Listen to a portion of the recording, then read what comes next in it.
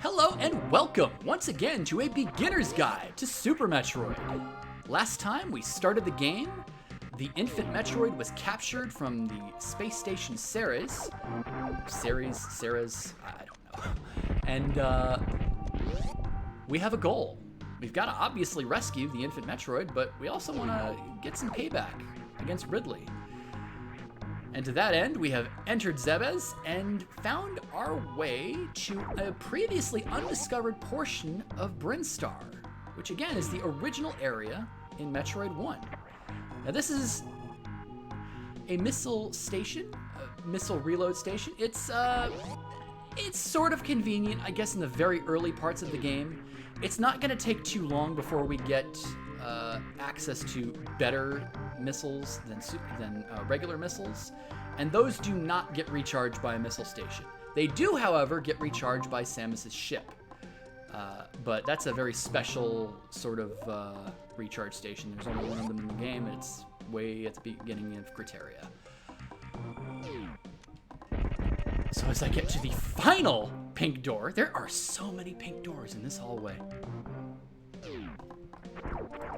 We can finally progress to sort of the pink cherry blossom portion of Brinstar. I really like this area. Kind of trippy.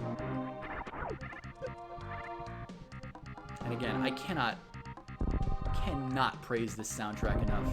Kenji Yamamoto is the composer for most of the most famous tracks in the Metroid series, and quite a few of them originated in Super Metroid. Even Ridley's theme, which is more of a generic boss theme in this game.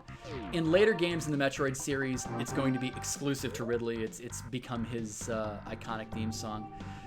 Now, we probably want to go down. You're going to notice a lot of things that really don't make any sense, like these weird plus blocks. What do they mean? Well, they're things that you don't really have access to.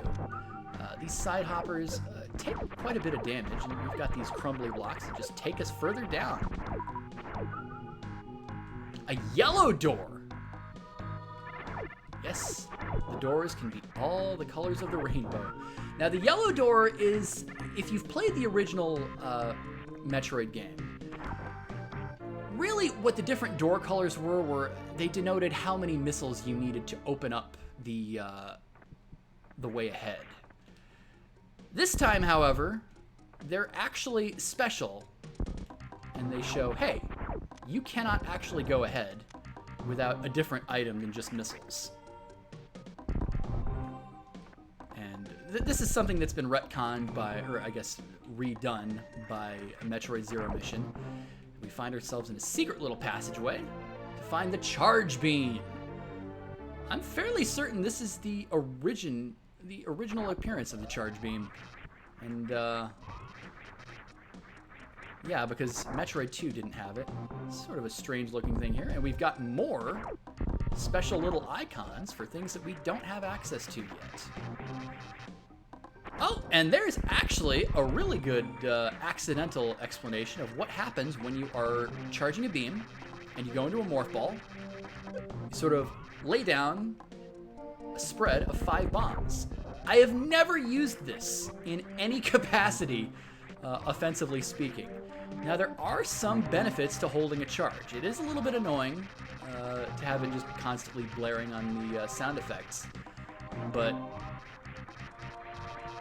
if you hold a charge and you do a spin jump, bam!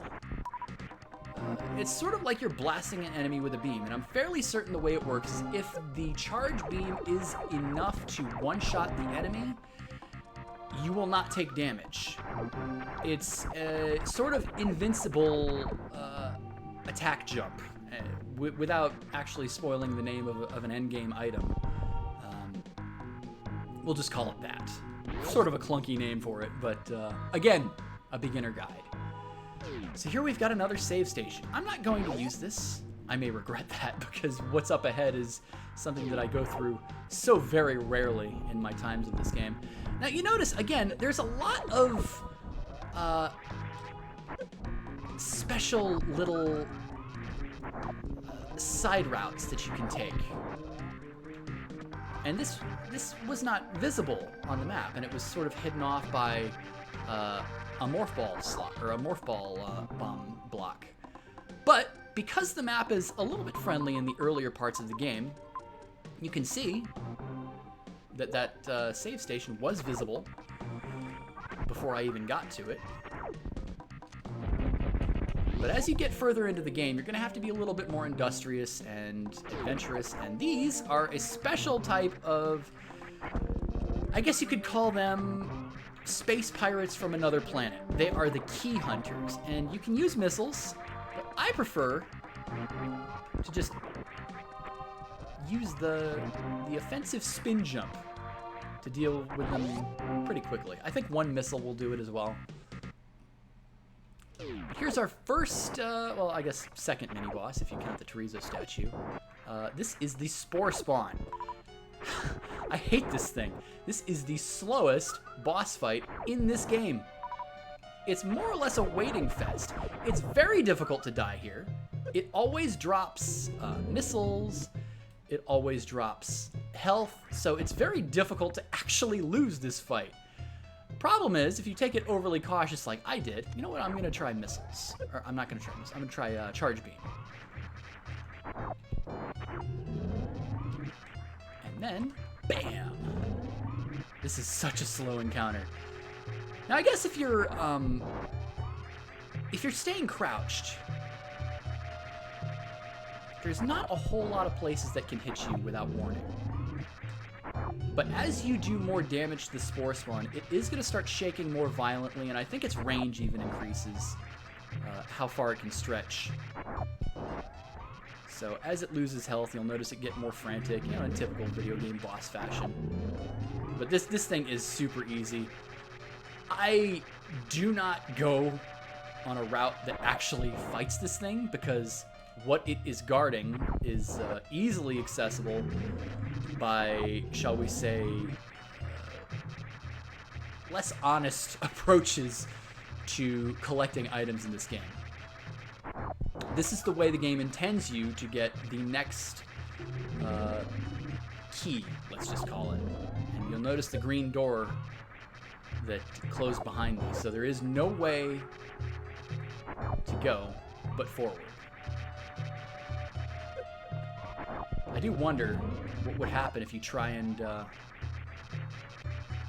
I guess, you know, staying crouched is still the safe way to go until it opens up. I do wonder what would happen if you decided to come through here and just say, nah, if you already have the item necessary to open the green door.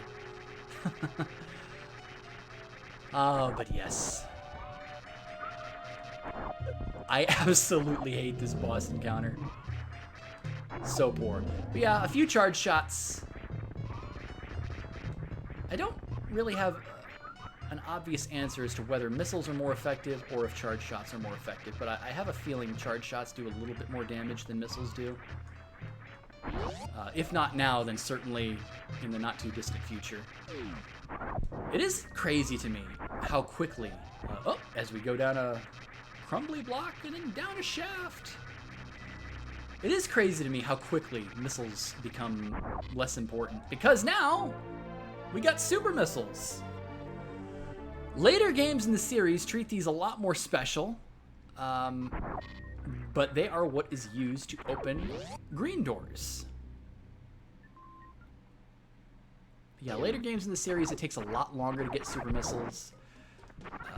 They are very important to quickly defeating certain bosses in this game.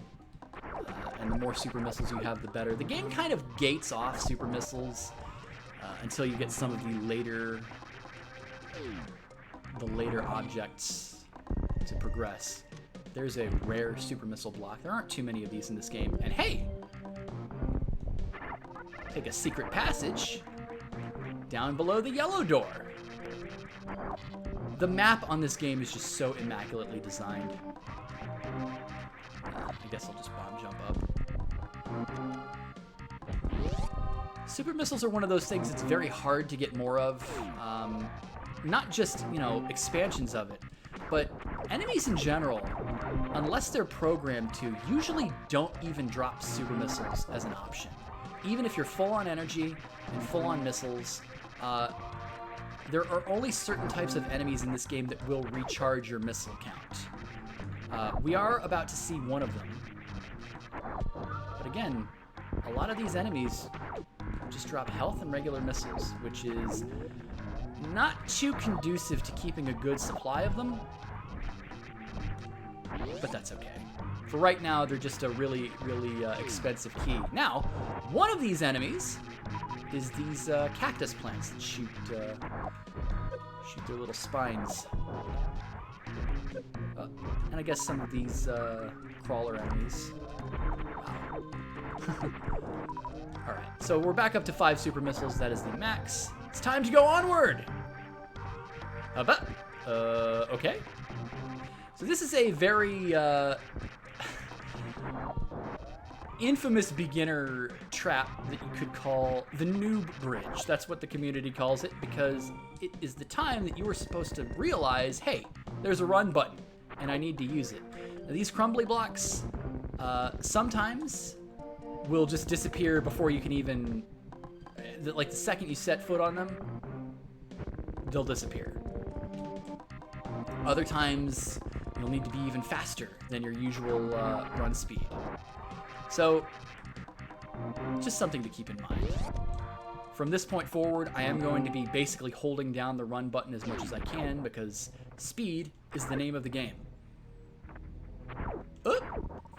As I find one of these face hugger enemies. Kind of annoying that they will pop up every now and then. They're not that big of a deal. They're more of a nuisance than anything. Just shoot a missile upward and you'll deal with them no problem. Against my better judgment, I'm going to open up this door with a super missile.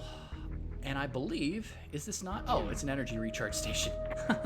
Bad trade. Just 15 energy for a super missile. Not ideal, but that's all right. So, let's get back to holding down the run button, kill these screes. Now you notice here is a block that, leads up somewhere, but I can't jump high enough. Now this is one of those many speedrun tricks in the game that once you learn how to make your way up walls without really worrying too much. Now you may think if you're a Metroid veteran, well, if you've played Return of Samus, but not this game, you may be thinking, hey, do I use the spider ball? The spider ball is unfortunately not in this game. It makes a appearance later, and hey, super missile blocks. I don't want to actually open this yet, because I know what's beyond it is something that I cannot canonically reach. I could reach it if I wanted to, but again, beginner speedrun. Well, not really a speedrun if I'm not even holding down the run button until now. I guess I'll take this. So, we use the run. We can go here. Unfortunately, we're not fast enough. So I guess now it's time to find a way out. These gates are relatively troublesome because it's expected that you go faster than fast, faster than running. Or as the meme would say, gotta go fast! I guess that's how it goes. I'm very mimetically challenged, as I like to say. Darn it, I missed it. But here's an energy tank. You notice that the door went gray. This is important because it means that you have to kill all of the enemies in a room in order for it to open back up. Now, the door is open again, but I may as well get this while I'm here. Here's another Chozo statue. Boy, wouldn't it really suck if this thing came to life in this kind of a claustrophobic environment with no way out? That's okay, because we've got the high jump boots. And the high jump boots are pretty self-explanatory. Unlike the morph ball or the bombs, there's not even really a need to go into the tutorial about how it works. It's just you jump higher. That's all it is. And on the start menu, you can notice a list of Samus's armory. So if for whatever reason you're following a guide that is not this video, you're doing it wrong. But if you're following an item guide, you can always see how many missiles you have, how many energy tanks.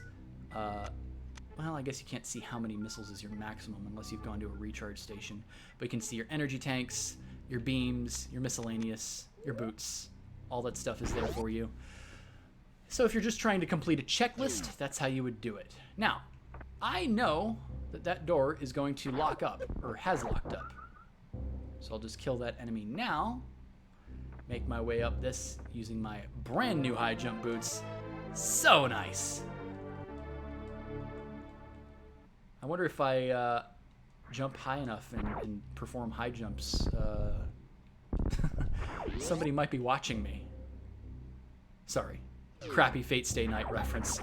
But Norfair is a very interesting area. I really didn't even introduce it, but here we are. This is Norfair. There's a reason why I didn't really go into it, because as I go through this room, oh no, it is superheated. I do not have the ability to survive in that kind of environment, nor am I going to go through it intentionally without some kind of heat protection. That would be stupid to go through a superheated area without heat protection. Very stupid indeed. And Samus would never, ever be stupid enough to do that. Right?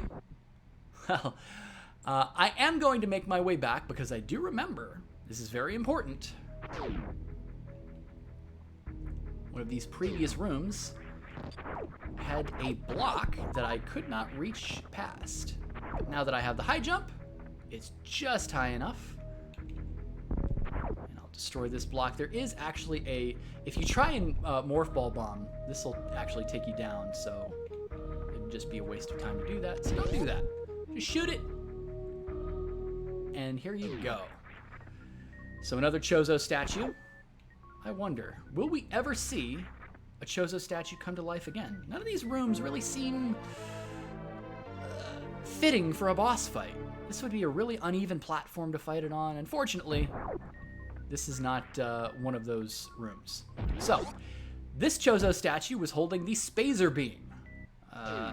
There is a later game in the series that sort of renames this to the Wide Beam. What it does is it splits your shot into 3.